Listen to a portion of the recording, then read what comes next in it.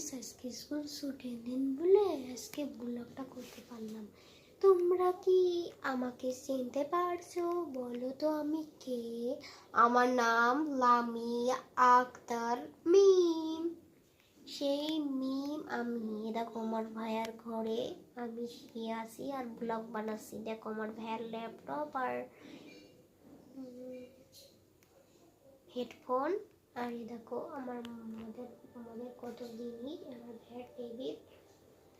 আর দেখতে পাচ্ছ ভাইয়ার কত জামা কাপড়। আর এই দেখো আমার পা।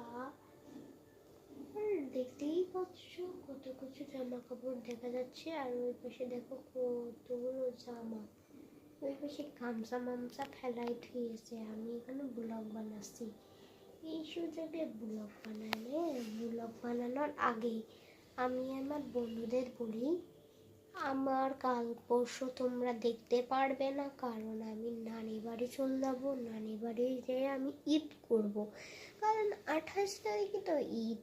আগে নানি বাড়ি যেয়ে সবাই পার্টি করব। বান্ধবীরা আমার জন্য খুব মিস করছে। তোমরা কি আমাকে মিস করবে? আমিও তোমাদেরকে মিস করব। একমাত্র আরাফাত আলীকে মিস করব, আর ইয়াসমিনকে, আর তাসপিয়াকে, আর ফারানাকে, আর মদিনাকে, আর মিজুনকে।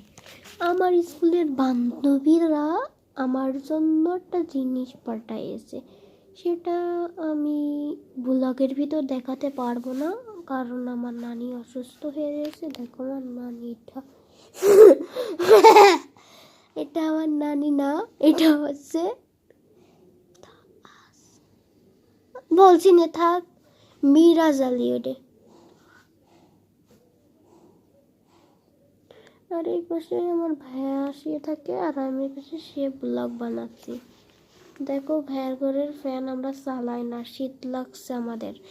একটু পরে মনে হয় বৃষ্টি হতে পারে। আমরা এখন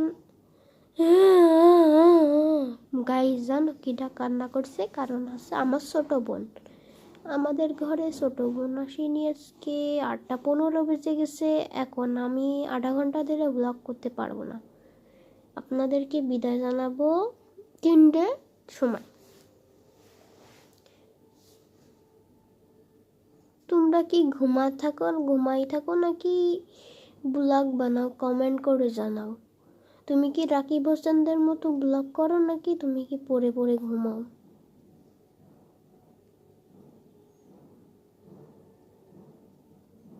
বাই। ব্লগটা কেমন লাগলো?